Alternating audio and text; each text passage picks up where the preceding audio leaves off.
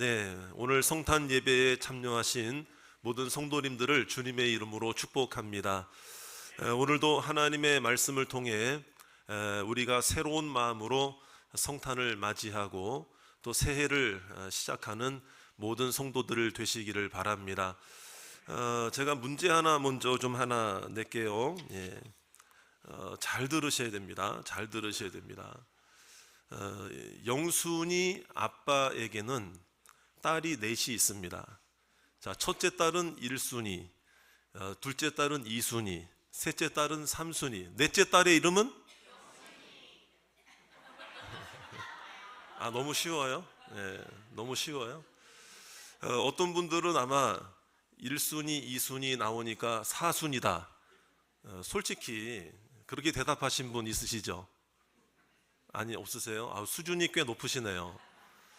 근데 이것이 이제 어떤 말을 먼저 들었을 때 그 말 때문에 어떤 착시 현상이 생기기도 하고 착각 현상이 생기기도, 이걸 선입견, 고정관념 이렇게 이야기를 할 수도 있는데요. 우리가 오늘 본문에도 보면은 우리가 좀 그동안 고정관념 속에 있었던 내용이 하나가 있어요. 자, 여러분, 동방박사가 몇 사람입니까? 네?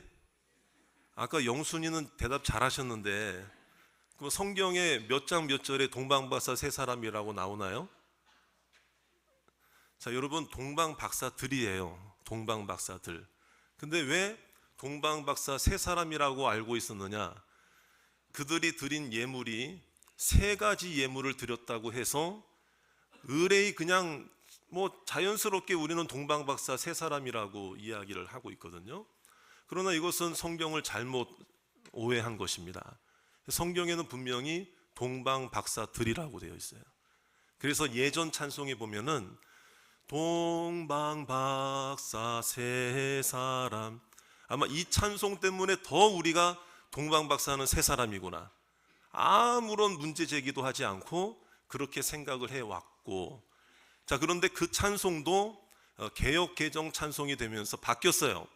동방에서 박사들. 네, 바뀌었어요. 자, 그러니까 동방박사가 몇 사람이 아니다?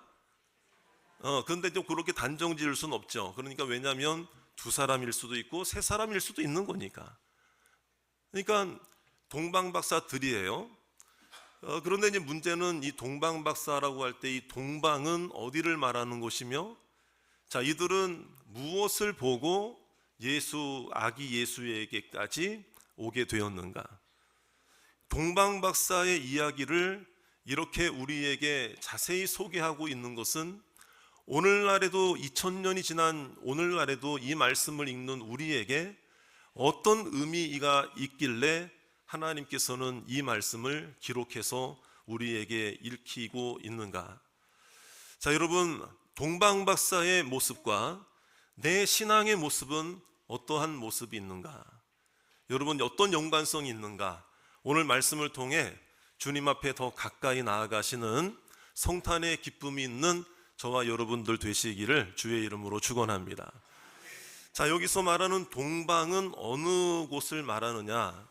학자들이 추정하기를 아마 유대인들이 포로로 잡혀가게 되었을 때에 그 유대인들에게 하나님께서 구약 성경을 통해 메시아에 대한 예언을 주셨잖아요.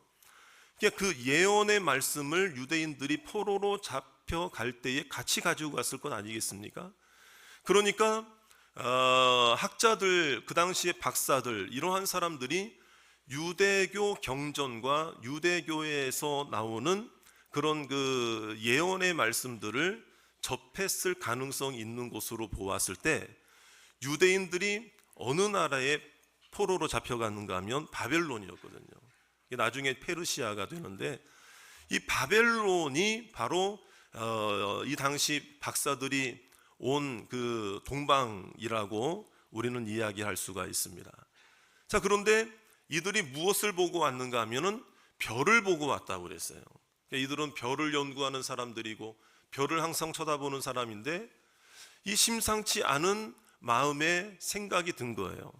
그런데 그 별을 보게 되는 순간 유대교 경전에서 자신들이 연구했던 내용과 연관성 있는 것을 깨닫게 되자 여러분 먼 길을 떠나서 그 별이 있는 그 방향으로 별을 따라서 오게 되었다는 것이죠.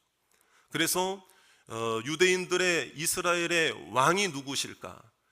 이스라엘의 왕을 만나고 싶고 이스라엘의 진정한 왕이 누구인가를 보고 싶어서 그들은 별 하나 보고 따라왔다는 것이거든요. 그들은 온전한 믿음은 아니었어요. 그때까지는 그저 연구하던 별 하나를 보고 따라왔는데 그 따라오게 된 그 목적지가 누가 있는 곳이었다는 것입니까? 우리 예수 그리스도가 있는 곳이었다라는 것이죠.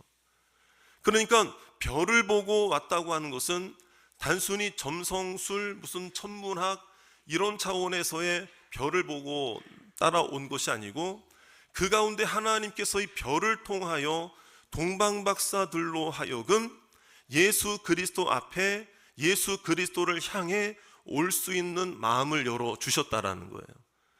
여러분, 이 별은 단순한 별이 아니라 하나님의 초자연적인 방법으로 동방박사들과 같이 원래는 하나님을 알지 못하고 믿음이 없었고 구원자 구세주에 대한 관심이 없었던 자들에게 그 마음의 동기를 불러일으켜서 그 별 하나 보고 여러분 수백 킬로 수천 킬로를 올 수 있었던 그런 그 힘이 되어지게 했다라는 것은 여러분 우리에게 놀라운 사실을 보여주고 있는 거예요.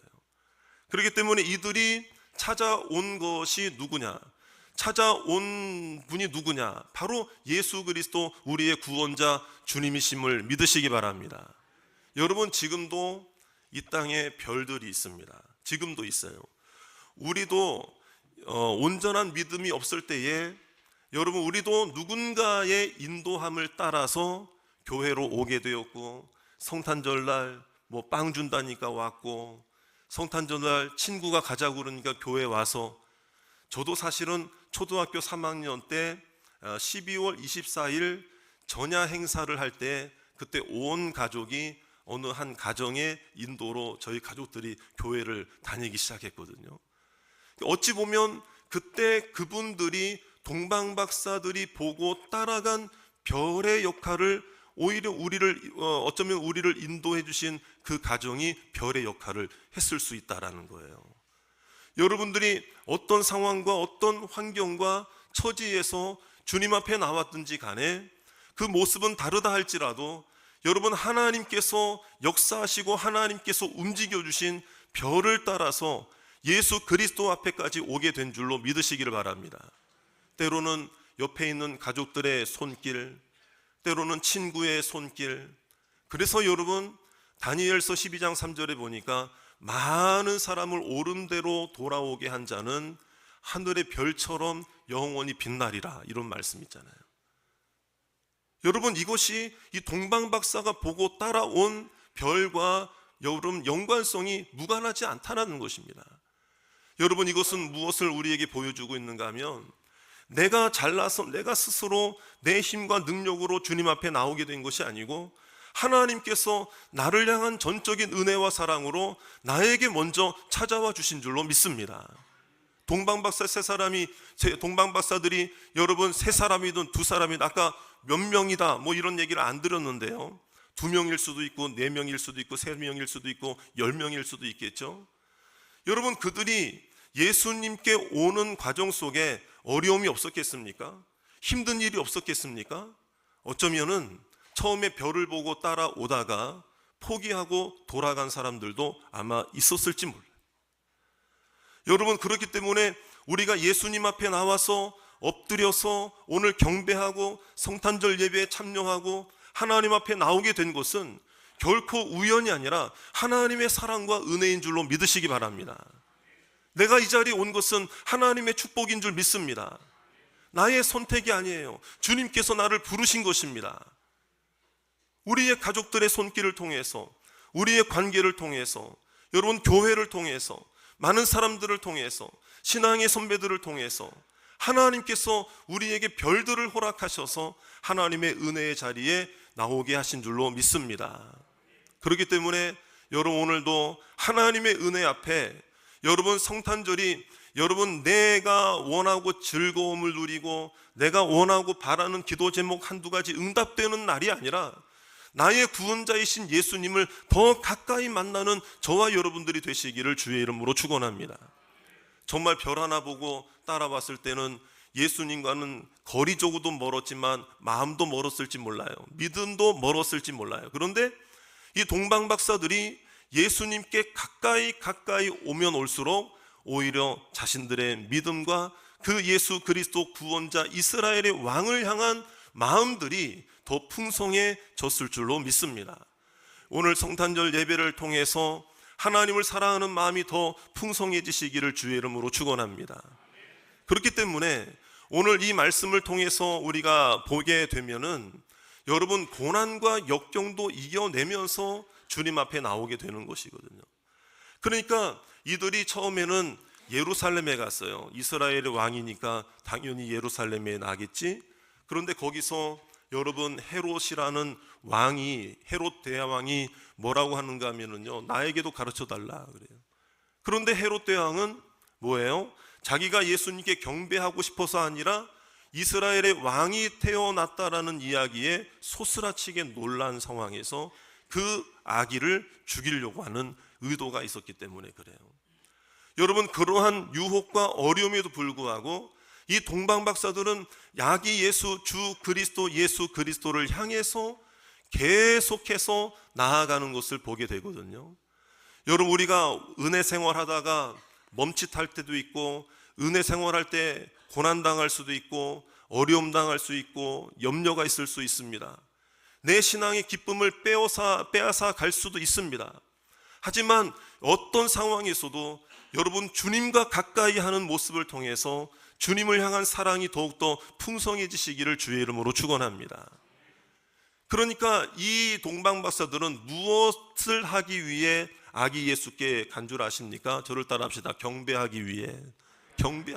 이거 한 가지예요. 경배하고 찬양하고 높이고 영광 돌리기 위해서. 자, 오늘 말씀에 한번 보시겠습니다. 자, 우리 말씀에 한번 보겠습니다. 2절 말씀입니다. 2절 말씀 다 같이 시작. 유대인의 왕으로 나시니가 어디 계시냐? 우리가 동방에서 그의 별을 보고 그에게 경배하러 왔노라 하니. 그렇습니다. 자, 그 다음에 11절에 있는 말씀도 함께 보겠습니다. 시작. 집에 들어가 아기와 그의 어머니 마리아가 함께 있는 것을 보고 엎드려 아기께 경배하고 보배압을 열어 황금과 유향과 몰약을 예물로 드리니라. 할렐루야. 학자들에 의하면은요, 이때는 아기 예수가 태어난 직후가 아니라 약 베들레헴에서 5개월, 6개월 정도를 예수님이 머물렀던 그런 시기에 이제 동방박사들이 찾아온 것으로 학자들은 보고 있습니다. 그러면 말 구유가 아니지는 마국간의 구유가 아니죠. 그런데 예수님이 계셨던 그 마리아와 요셉의 가정의 집 모습은 서민 중에 서민이고 초라하고 평범하기 그지없는 그런 집이었을 거라 이 말이에요. 왕이 살았던 예루살렘 큰 도시도 아니었고 베들레헴 그 작은 도시에 여러분, 박사들이 별 하나 보고 찾아와서 경배를 하려고 딱 봤는데 초라한 집이고 어떤 것도 내세울 만한 어떤 것도 화려함이 없는 곳이라 이 말이에요. 그런데 그 아기 예수를 보는 순간 하나님께서 별을 따라 오게 하신 하나님의 은혜가 동방박사들에게 임하여 3가지 예물을 드리며 그 예수님께 경배를 올린 줄로 믿습니다. 경배를 했다는 것은 당신은 나의 구원자입니다. 나는 이제 믿음으로 당신을 바라보겠습니다. 나는 당신을 의지하겠습니다. 나는 당신을 잊지 않겠습니다. 저를 따라합시다. 나는 당신을 섬기겠습니다. 이와 같은 마음을 가지고 드리는 것이 경배라는 것입니다. 그렇기 때문에 경배한다라는 말은 아무에게나 사용할 수가 없는 거예요. 사람이 다른 사람에게 사용할 수 있는 말이 아니에요. 오직 하나님께만 사용할 수 있는 신적 권세와 은혜의 고백인 줄로 믿습니다. 이 동방박사들이 여러분 목숨 걸고 이곳까지 와서 그 아기 예수께 경배를 하기 위하여 찾아왔다는 것을 그들이 깨달았다는 것은, 이거는 인간적인 마음이 아니라 하나님께서 그들에게 그러한 마음을 허락해 주셨다는 거예요. 그렇기 때문에 오늘 우리도 마찬가지예요. 오늘 성탄절 주님 앞에 나와 예배를 드리는 여러분들도 내가 기대하는 하나님에 대한 화려함, 교회에 대한 화려함, 내 마음에 들어야 나는 주님께 경배를 할 거야, 내가 원하는 거 이루어 주어야 나는 당신을 구원자로 믿을 거야 라고 하는 이 인간적 욕망과 세속적 정욕과 내 마음과 내 마음 속에 있는 하나님 대신하여 내가 하나님보다 더 앞서는 나의 욕심과 나의 허영과 나의 마음과 나의 죄악들을 오늘 주님 앞에 다 내려놓고 오직 나의 구원자이신 예수님께만 집중하시기를 주의 이름으로 축원합니다. 때로는 고난과 염려가 나를 가로막을 수도 있어요. 경배하려고 하는데 고난이 너무 힘들어요. 환난이 너무 힘들어요. 내 마음속에 염려, 근심이 나의 경배를 빼앗아가 버리는 그런 일들도 있잖아요. 그러나 동방박사들은 그 고난을 이겨내서 이곳까지 와서 예수님께 경배를 한 줄로 믿습니다. 그렇기 때문에 반대로 말하면 우리가 경배할 때 우리의 고난과 염려, 마음의 근심도 하나님께서 성령의 능력으로 제거해 주실 줄로 믿습니다. 오직 하나님을 경배할 때에 내 마음속에는 기쁨과 은혜만이 넘치게 될 줄로 믿습니다. 여러분, 그러한 성탄절 되시기를 주의 이름으로 축원합니다. 사랑하는 여러분, 우리는 누구에게 경배합니까? 우리의 주인이신 분에게 당연히 경배하는 거죠. 여러분, 한번 여쭤보겠습니다. 예수 그리스도가 나의 주인이심을 믿습니까? 예수 그리스도가 나의 구원자이심을 믿습니까? 이 성탄절의 이 고백이 평생의 고백이 되시기를 주의 이름으로 축원합니다. 이 고백을 잃어버려서는 안 된다는 것입니다. 그런데 여러분, 우리가 다른 것을 주인으로 삼을 때가 있잖아요. 여러분, 우리가 다른 걸 주인으로 삼는다고 할 때는 그런 이야기 많이 하실 거예요. 물질을 나의 주인으로 삼고, 명예를 나의 주인으로 삼고, 성공을 나의 주인으로 삼고, 여러분 이러한 거 생각할 수 있잖아요. 그런데요, 그거 말고 어쩌면 우리의 주인을 향한 마음을 빼앗아가는 것 또한 또 다른 것이 있는데, 그것이 뭔 줄 아십니까? 고난과 염려도 때로는 나의 주인이 될 수 있어요. 이게 무슨 말인가 하면, 나에게 화려함과 물질의 권세와 능력과 세상 성공도 나의 주인이 될 수 있지만, 반대로 고난과 염려도 나의 주인이 될 수 있거든요. 그러니까 이 성탄의 기쁨으로 하나님께 예배하는 이 시간조차도 하나님을 바라보지 못하고, 나의 구원자 예수 그리스도를 바라보지 못하고 경배하지 못하고 고난과 염려에 사로잡혀 있는 채 내 마음을 빼앗겨 버리는 분들이 있을 수 있다는 거죠. 오늘 이 성탄의 아침이 고난과 염려로부터, 그것으로부터 빼앗긴 나의 마음을 다시 회복하는 성탄절이 되시기를 주의 이름으로 축원합니다. 나의 주인은 오직 예수 그리스도 한 분이심을 믿습니다. 평강의 주님이십니다. 은혜를 베풀어 주실 줄 믿습니다. 여러분, 주님만 바라보시고 주님만 의지하시기를 주의 이름으로 축원합니다. 말씀을 맺으려고 하는데요, 여러분, 최후의 만찬이라는 그림으로 유명한 다빈치, 레오나르도 다빈치를 잘 아실 거예요. 그런 화가들마다 여러 일화들이 있는 걸 보게 돼요. 그런데 전해 내려오는 일화 중에 이런 일화가 있어요. 예수님을 중앙에 두고 오른쪽에 6명, 왼쪽에 6명 제자들을 그린 것이 최후의 만찬 아니겠습니까? 그런데 이 다빈치가 만족할 만한 그림을 그리고 다른 사람들에게 보여주었다는 거예요. 처음에 그림을 그리고 나서. 그런데 평가해 달라고. 그런데 사람들마다 칭찬 일색입니다. 야, 어떻게 이런 훌륭한 그림을 그릴 수 있었느냐. 그러면서 다른 것도 다 좋지만 특히 예수님 앞에 놓여진 이 은잔을 봐라. 야, 어떻게 이 은잔을 이렇게 아름답게 표현을 했고 영롱한 빛으로 이렇게 묘사를 할 수 있을까? 뭐 사람들마다 난리가 난 거예요. 그 은잔 때문에. 그런데 그 이야기를 듣고 다빈치가요, 붓을 들고 일어나서 그 그림을 다 붓으로 그어버렸어요. 그 사람들이 깜짝 놀란 거죠. 아니, 왜 이렇게 훌륭한 그림을 왜 이렇게 없애느냐고. 그러니까 다빈치가 하는 이야기가, 나는 이 그림을 잘못 그렸습니다. 이 그림 중에 예수님이 가장 두드러지고 예수님이 가장 아름답게 표현되어져야 되는데, 예수님이 아니라 예수님 앞에 있는 은잔이 가장 두드러지게 표현되었으니 저는 그림을 잘못 그린 겁니다. 그 얘기를 했다는 거죠. 사랑하는 여러분, 오늘도 우리도 마찬가지예요. 이 성탄절을 우리가 맞이하면서 여러분, 주님만이 나의 주인이심을 믿으시고 내 인생의 은잔을 자랑하지 말고 주님의 이름을 자랑하고 주님의 이름을 의지하면서 여러분, 성탄절의 기쁨을 누리시기를 주의 이름으로 축원합니다. 내가 주인으로 주님을 섬길 때에 주님께서는 우리에게 은혜와 축복을 더해 주시고 우리의 고난의 삶도 주님의 손으로 지켜주실 줄로 믿습니다. 여러분, 염려하지 마시고 걱정하지 마시고 오늘 우리의 모든 기도의 제목들을 주님 앞에 낱낱이 고백하며 성탄의 기쁨을 누리고 새해를 맞이하는 저와 여러분들 다 되시기를 주의 이름으로 축원합니다.